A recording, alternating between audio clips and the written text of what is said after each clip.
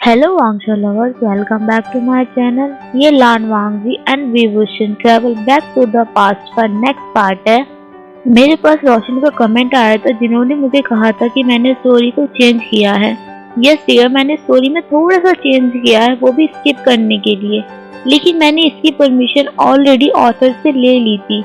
मैं ऑथर से personally connect हूँ, इस वजह से मैंने उनसे पहले ही बात कर ली थी इस बारे में।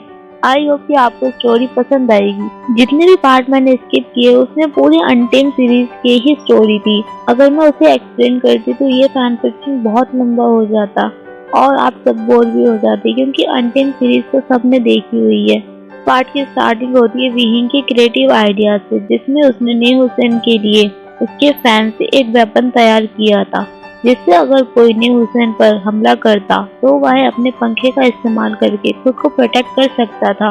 उस वेपन को तैयार करने के लिए विहिंग ने सारी रात काम किया था और वांगजी ने उसका साथ दिया था। सुबह होने ही वाली थी। वांगजी विहिंग को टीज करते हुए कहता है, तुमने इस पर सारी रात काम किया है, अब तुम सो क्यों नहीं जाते हो, थोड़ा बहुत रेस्ट कर लो। विहिंग वांगजी को टीज करते हुए कहता है, नहीं लर्नर गगा, आप सो जाइए, मुझे थोड़ा ये काम कर लूं फिर मैं सोऊंगा। वांगजी स्माइल करता है और विहिंग के फोरहेड पर किस करके वहां से चला जाता है और वह सोने के लिए रेडी हो जाता है।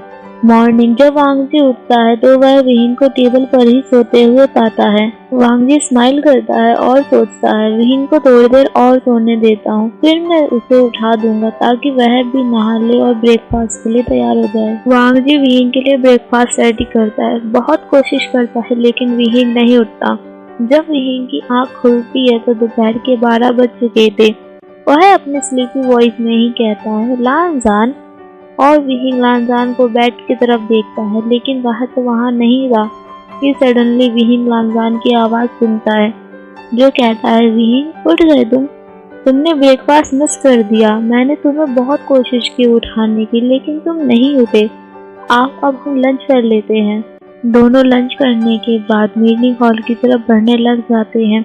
आज मीस के साथ बहुत इम्पोर्टेंट मीटिंग थी। सभी मीटिंग हॉल में पहुंच जाते हैं और साइलेंस स्पेल का यूज कर देता है विहिंग, ताकि कोई भी आउटसाइडर उनकी मीटिंग को सुन न सके। विहिंग साइलेंस स्पेल का यूज करने के बाद वांगजी के पास आकर बैठ जाता है और वह कहता है, जैसा कि मैंने आप सबको फ्यूचर में दिखाया है कि किस तरीके से नी क्लैन पर अब हमला होने वाला है, क्योंकि उनके पास इन आयरन का टुकड़ा है। नी मुझे सरप्राइज होते हुए कहता है, क्या आपको लगता है कि वह सच में हमारे क्लैन पर हमला करेंगे? विहिंग स्माइल करते हुए कहता है, अच्छा क्वेश्चन है। विहिंग स्माइल करते हुए कहता है, वैन क्लैन 100% नी क्लैन पर हमला करेगी, क्योंकि उनके पास इन आयरन है। इसलिए हमें सबसे पहले इन आयरन को प्रोटेक्ट करने के लिए प्लानिंग करनी चाहिए, ताकि अगर वह हमला करते हैं तो हम सब वहाँ होंगे और इन आयरन को प्रोटेक्ट कर सकेंगे। मुझे एग्री होते हुए कहते हैं, ओके विगॉन्जी, आप तालिस्मान को लाइए। मैं अपने डिसिपल्स को आदेश देता हूँ कि वह पूरी क्लैन में इन तालिस्मान का यूज कर दें। विहिंग ने मुझे को तालिस्मान देते हुए बताता है कि इनको कहाँ कहाँ और किस जगह जगह पर लगाना है।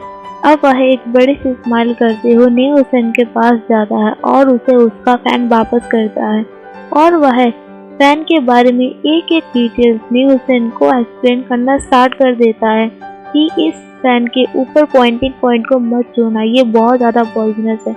अगर इसको किसी ने टच कर लिया तो वह 1 सेकंड में ही मर जाएगा। नेह हुसैन स्माइल करता है और विहिंग साइलेंस स्पेल को हटा देता है और जिससे सबको पता चल जाता है कि अब मीटिंग ओवर हो गई है। विहिंग एक एक करके जियांग चैन और जेबुजिन को ट्रिक्स को बता रहा था, जिससे सभी बहुत सरप्राइज हो रहे थे कि विहिंग के पास कितनी सारी ट्रिक्स हैं, जिससे वांगजी को बहुत ज्यादा प्राउड फील हो रहा था कि उसका विहिंग उसका प्यार कितना कुछ जानता है, कितना सारी चीजों में वह एक्सपर्ट है। अब सभी लोग बस वैन क्लैन के अटैक करने का वेट कर रहे थे। 3 दिन बीत चुके थे। क्या वैन क्लैन को पता नहीं था कि नी क्लैन में ही इन आयरन का टुकड़ा छिपाया गया है? चौथे दिन वांगजी, विभूषण और जियांग चैन तीनों क्लाउड रिसर्च के लिए नी क्लैन से निकलने वाले थे, क्योंकि ये वही दिन था जब वैन क्लैन गुसू पर अटैक करने के लिए आने वाला था। वे सभी उड़ते हुए क्लाउड रिसर्च की तरफ बढ़ रहे थे कि सडनली जियांग चैन को नीचे वैन शू दिखता है, जो कुछ वैन डिसिपल्स के साथ गुसू की तरफ बढ़ रहा था। वह वांग जी और विभूषण को इशारा करता है नीचे देखने के लिए। वह सब मिलकर देखने लग जाते हैं। सभी अपनी रफ्तार को बढ़ाते हैं और वैंशु के पहुंचने से पहले ही क्लाउड रिसेस पहुंच जाते हैं। पहुंचते ही तीनों जोर जोर से चिल्लाते हुए ऑर्चर्ड रूम की तरफ बढ़ने लग गए थे। सभी लोग चिल्ला रहे थे। जब वह वहां पहुंचते हैं तो वहां पे एल्डर्स के साथ जियांग, यानली, म्याम्या और वैन क्लैंस के सिबलिंग्स थे। को चिल्लाता हुआ देखकर यानली कहती है, आजिंग और आशियन, ये बहुत ज्यादा डिसरिस्पेक्टफुल है। तुम लोग इस तरीके से एल्डर्स के नाम लेकर चिल्ला रहे हो। आजिंग अपनी सांसों को भरते हुए कहता है, जीजे, मैं माफी चाहता हूँ डिसरिस्पेक्ट के लिए, लेकिन वक्त बहुत कम है। वैंशु अपने डिसिपल्स के साथ क्लाउड रिसेस की तरफ बढ़ रहा है। वह क्लाउड रिसेस पर अटैक करने वाला है। लैन सिचन वरीड होते हुए कहते हैं, वांग जी, तुम जल्दी से जाओ अपने क्लैन के डिसिपल्स और नी क्लैन के डिसिपल्स को रेडी होने के लिए कहो ताकि वॉर स्टार्ट हो सके। वांग जी और वेही दोनों एक साथ चले जाते हैं। लैन सिचन सभी को लेकर कोल्ड केव में छुपाने के लिए बढ़ने लग जाता है ताकि वैंशु और उसके डिसिपल्स किसी को भी हार्म ना कर सके। वांग जी और वेही नी क्लैन के डिसिपल्स के पास जाते हैं और वह उनसे रिक्वेस्ट करने लग जाते हैं कि आपके क्लैन लीडर नी मिंजू यहाँ नहीं है। हमें आप सबकी जरूरत है क्योंकि हमारी क्लैन अब बहुत जल्दी ही वॉर में सम्मिलित होने वाली है। आई होप कि आप सब हमारी मदद करेंगे। विहिंग ने फाइटिंग के लिए पहले से ही बहुत अच्छी प्लानिंग कर रखी थी। उसने सभी प्लानिंग को अप्लाई करना शुरू कर दिया। वैन क्लैन ने इस बार बहुत अच्छी ही प्लानिंग कर रखी थी। उन्होंने एक साथ नी, लैन और जियांग डिसिपल्स पर हमला करना शुरू किया था। नी मुंजे को जब पता चलता है कि नी क्लैन पर हमला हो चुका है तो वह अपने ब्रदर को लेकर तुरंत क्लाउड रिसेस की तरफ निकल जाता है। फाइटिंग ऑलरेडी स्टार्ट हो चुकी थी। जितने भी लोग क्लाउड रिसेस में थे सभी अपने अपने हथियार से फाइटिंग करना स्टार्ट कर दी थी। सभी अपने अपने हथियार का पूरी तरीके से इस्तेमाल कर रहे थे। जब नी मुंजे और नी हुसैन भी क्लाउड रिसेस पहुंचते हैं तो उन दोनों ने भी फाइटिंग स्टार्ट कर दी थी। नी हुसैन वेगोंजी की तरफ देखता है। विहिंग स्माइल कर रहा था कि सडनली नी हुसैन को याद आ जाता है कि वी वॉन्जी ने उसके लिए एक हथियार तैयार किया था। वह उसका पूरी तरीके से इस्तेमाल करता है। उसके फैन में जितने भी निडल्स थी वह उन सबसे वार करना शुरू कर देता है। वैंशु और उसके सारे डिसिपल्स मारे जा चुके थे। फाइटिंग पूरी रात चली थी। जब सुबह होती है तो लान वांगजी बहुत ज्यादा खुश था कि उसकी लैन क्लैन अब सेफ है। विहिंग भी वांगजी की तरफ स्माइल करते हुए कहता है, लान जगह तुम्हारी क्लैन अब बिल्कुल सेफ है। यहाँ के एक एक पर्सन अब बिल्कुल सेफ है। विहिंग फिर वांगजी के शोल्डर पर अपना सर रख के सो जाता है। लैन सिचन अब खड़ा होता है। वह बहुत ज्यादा खुश था कि उसकी क्लैन अब बिल्कुल सुरक्षित है।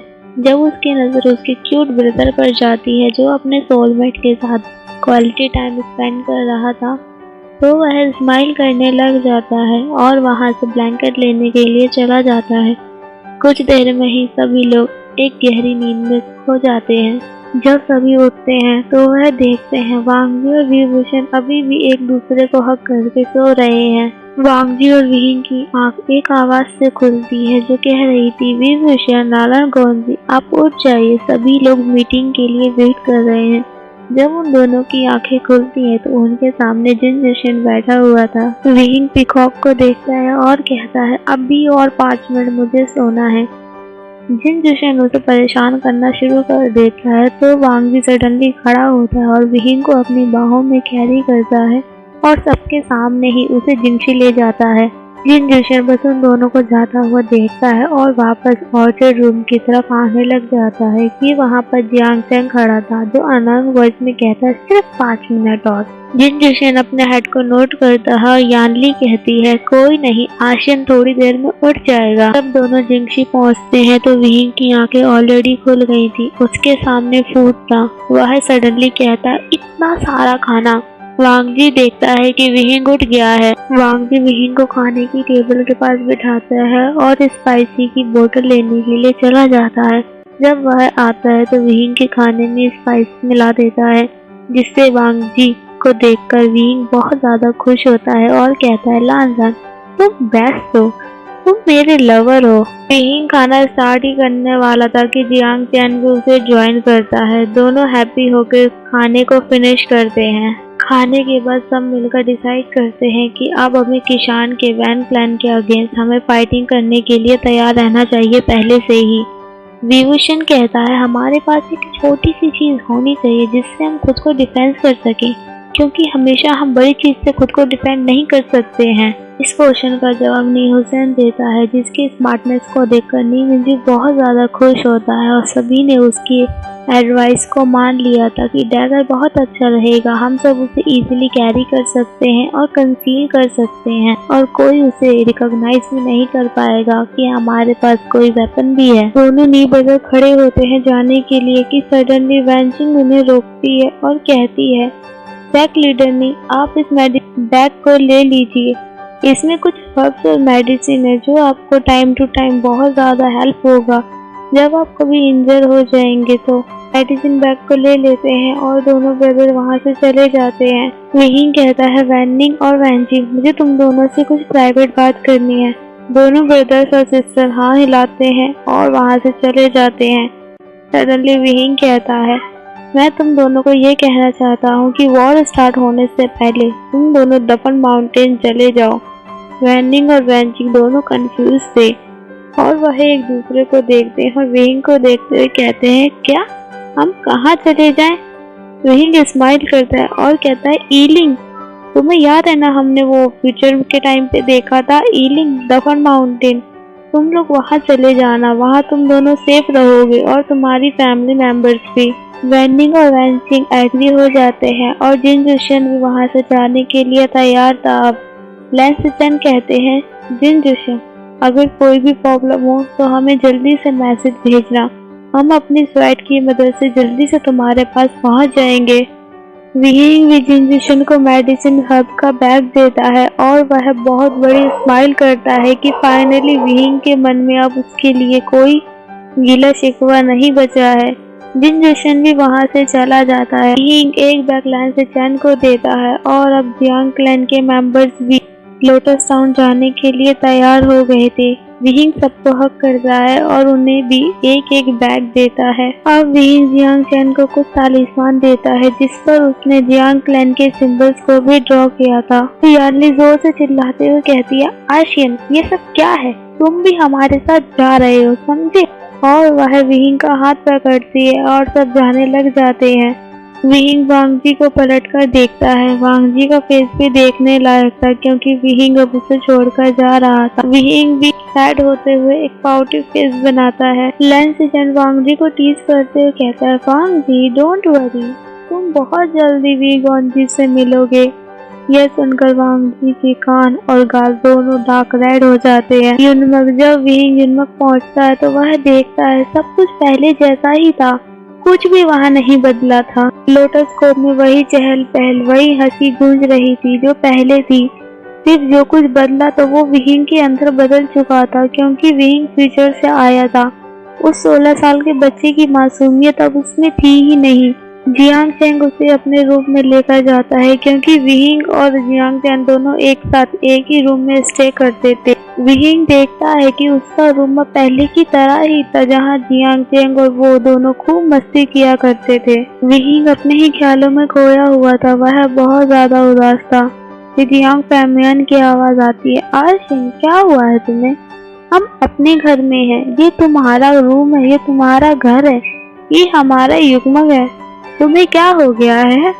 विहिंग अंकल की तरफ देखता है और विहिंग के माइंड में वो सारी यादें फिर से आ जाती हैं और वह सैड फील करने लग गया था, लेकिन वह ये सब कुछ शो नहीं करना चाहता था। जियांग चैन, विहिंग और सीजे खूब सारी मस्ती करते हैं। अब विहिंग को एक काम करना था, अपने जियांग क्लैन को प्रोटेक्ट करने के लिए उसे प्रोटेक्शन बैरियर्स लगाने थे। विहिंग युग्मक के मेन गेट पर प्रोटेक्शन को और भी ज्यादा बढ़ा देता है और वह अपने लिए एक नकली तलवार तैयार करने का सोचता है क्योंकि वह असली तलवार को अब नहीं छू सकता था। नेक्स्ट डे विहिंग से मिलने के लिए नी मुंजी और नी हुसैन युग्मक आए थे। जियांग फैमियन उन्हें बिठाते हैं और विहिंग को बुलाने के लिए एक डिसिपल्स को भेज देते हैं। विहिंग और जियांग हॉल में आ जाते हैं।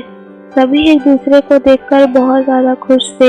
नी हुसैन बॉक्स को आगे करते हुए कहता है, वी गॉन्जी, ये डैगर है, मैंने आप सबके लिए बनाया है, आप एक बार इसे देख लीजिए।